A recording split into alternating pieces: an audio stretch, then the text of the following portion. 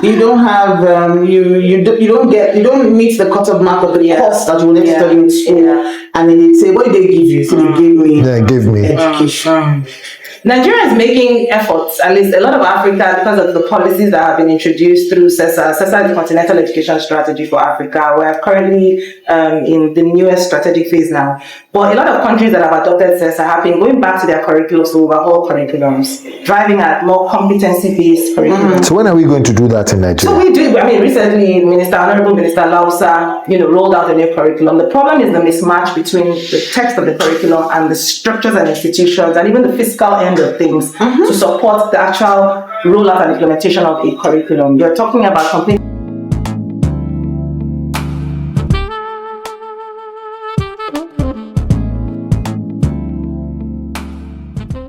is backed by the will of the leader.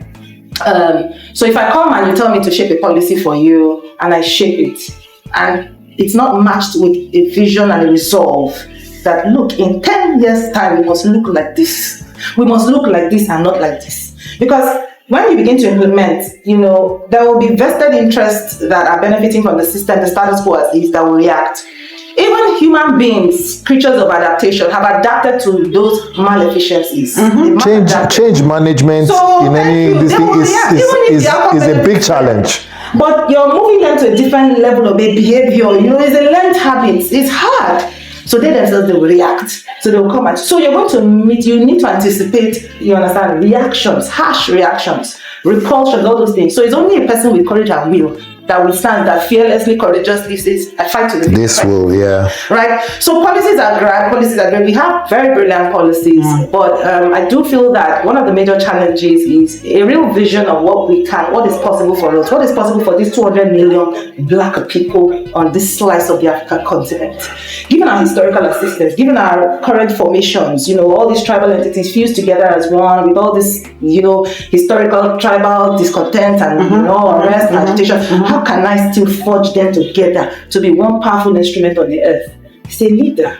The policy is not the first angle. It's a leader that sees a future for all of us together, right? And when vested interest comes, and when even threat to, risk to life and benefit comes, because there are costs, these things are not there. Huge costs, right? And some of these things are not, gestation period is also there. The person who introduced it might not live to see it. Japan is running a 100-year policy for its sports. The people who are behind the document are not going to be alive in 100 years, and they acknowledge that, but they go ahead, and there's continuity. So there's a succession planning element to it, so that when we go, the institutions that birth the new leaders, we must keep them framed, engineered to be able to continue this. So it's a holistic. Just hearing you talk now, you know what came to my head? One phrase, wow. I'm telling you, because the wahala comes because you don't see, wahala comes because you acknowledge that it's there's a dearth of that leadership you're talking about. Okay, there's one, but I think that I'm not saying they don't exist, but the people who have that capacity they're not even putting themselves forward. They can drive. But what if they've tried? Some have tried to put themselves forward yet. That was a different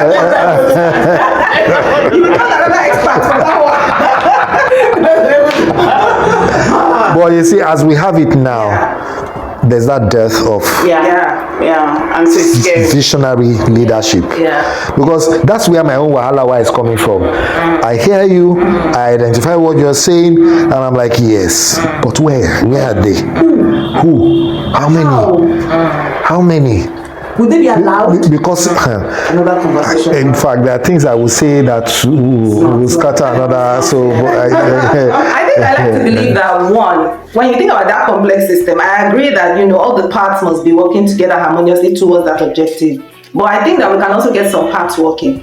And when you think about the Nigerian complex situation, I think that even some people can influence at very decentralized levels, and you begin to see pockets of some of these success. Yes. So if we look at it as this big monstrosity called Nigeria, it's harder to envision that person coming up because you see all the obstacles to the person emerging. But if you disaggregate it and you think about it in community setting, in the sense sector by sector, states or sectors, you find out it's possible. It's less intimidating or overwhelming. You begin to see more possibilities. So that's why I really try to really emphasize on leaders in communities, people influencing at that level, and young people, I think, can be powerful agents for change. Very powerful agents for change. It's actually curious to note that the young generation that are coming up now, I don't know where they get that inspiration from, but they're actually trying to forge ahead despite, regardless of the situation on ground. In fact, some of them are so passionate about it that they are angry with the current crop of leadership right now.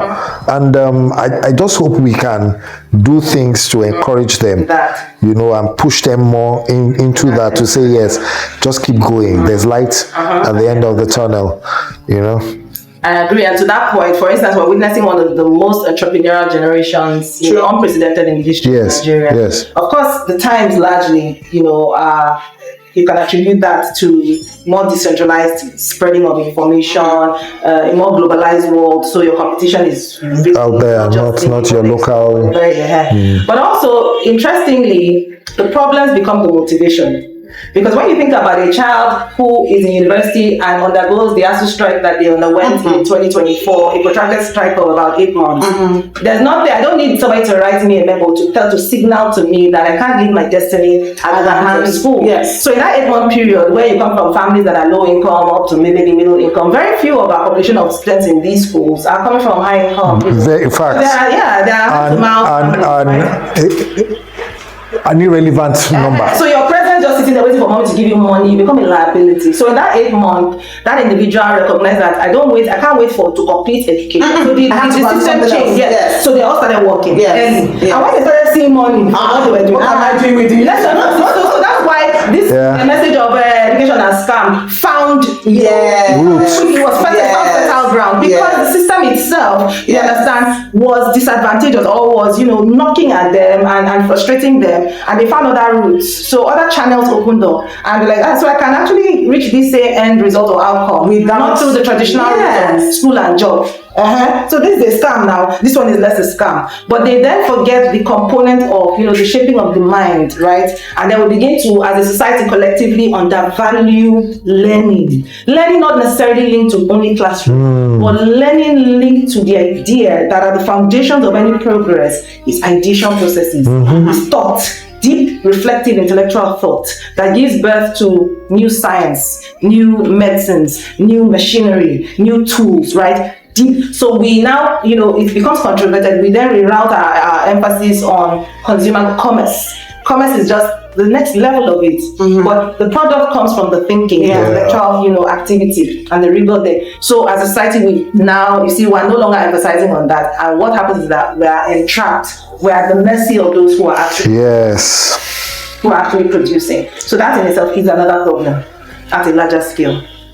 A number of problems that Okay, now I like something that you said here, which very true, and really leads to my next question.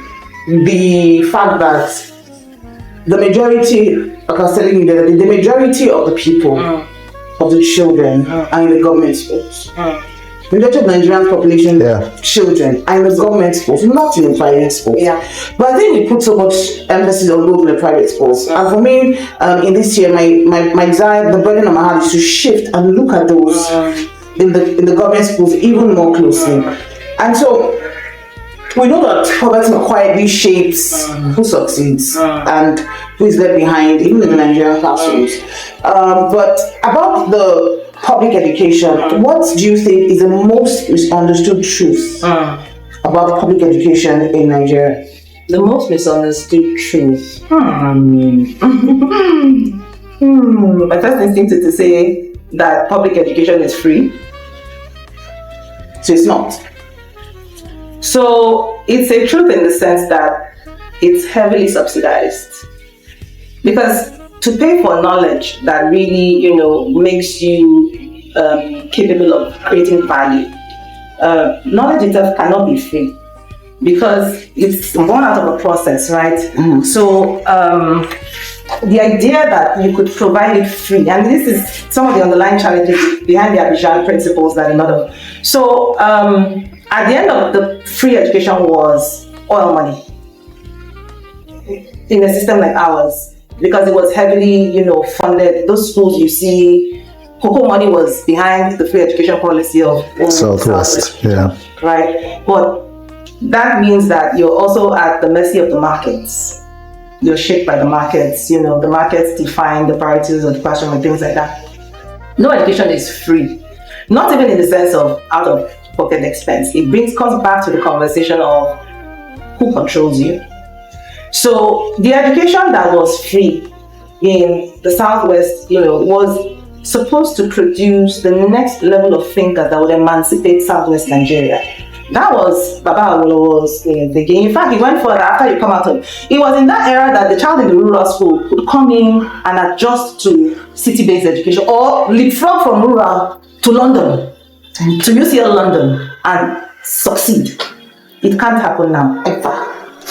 For reasons that are mirage. Interpreted. But the point is that education you're getting is shaped by the market. The market wants something, and that means that you're within a global system and an order.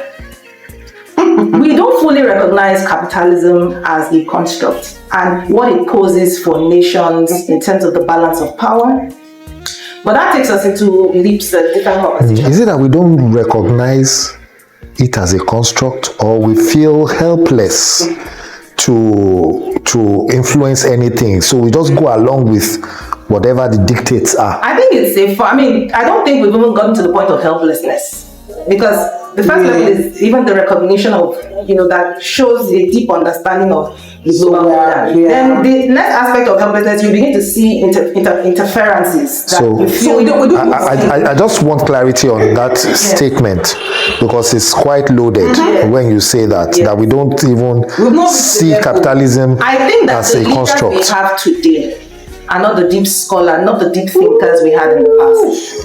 Who, when they were fighting, you see, because when they were, political leadership emerged out of a struggle for nationalism. So there had to be a philosophical component, a deep understanding of the African dignity, competence, your histories, your civilization. So a lot of the leaders who pushed for that were people given to that depth of study, because there was more at stake. It wasn't just about winning an election. It was about liberating emancipation. A deeply entrenched global system of control, and you wanted to break out of it.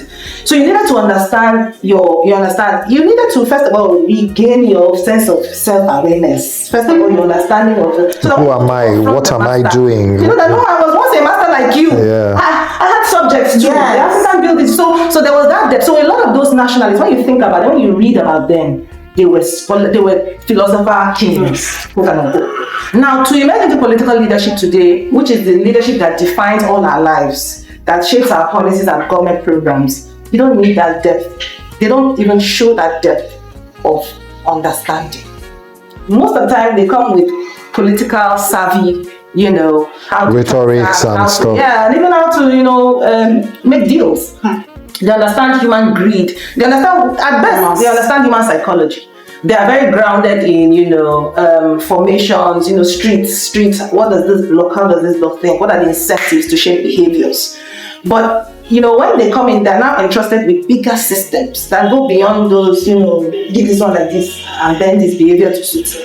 There's now a whole educational system that desires an outcome. The outcome being, maybe to invent the next,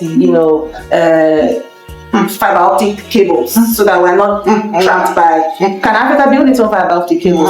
So a leader that says, when I think about the internet order, somebody can switch off the cables in the submarines tomorrow, and hanging. What are you coming? So how do I compete with that? When you think about the leaders, the true independent nations today, the Russians, the Cubans, the Irans, the formations, even when you think about this recent Iran, this missile war between Israel and, why was Iran able to withstand? Because it had devoted itself and built an intellectual class of scientists that could match the missile weaponry, the new age weaponry of Israel. whether with stealth weapons and whatnot, that Israel did not even realize that they had. Behind it, at the base of it is an intellectual, component. Is a thought of this heavy investment in deep science, research. When you look at the obvious collapse of even your universities and your research institutions, you have no knowledge economy. That's the first sign of a society going nowhere and at the mercy of the next. You have no knowledge economy. So these are the issues. This is why I say they don't show me even awareness before we even talk about helplessness. Because there are things that we could do for ourselves that they won't even see, that could even be helping our small midwives, our small, to address things like our child mortality problem. Our food security becomes something of interest to them because they want you trapped to their seat. Stay and be regulated by your needs. Of women in the pregnancy wards, people delivering and dying, right? At that point in time, your deep science, your deep study could solve that dilemma for you. And I think a leader that says, how can in this age, this number of people die from delivery in Nigeria?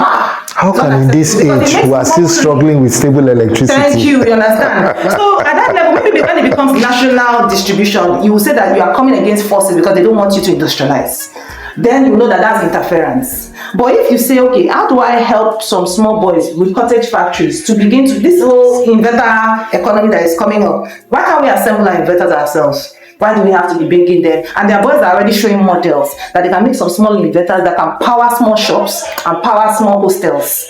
Just a fan, a light, and a laptop. And they can assemble it in a small factory. Do we have similar factories like that, even in Oyo State or in this small LLA, with the number of human beings in LLA and so-called leaders in LLA? So it's not a function of helplessness. It's still even a function of awareness. To that extent, it's not diabolical. Because I wonder how a set of people can thrive and be okay with a majority not thriving, right? That's the foundational source of the problem.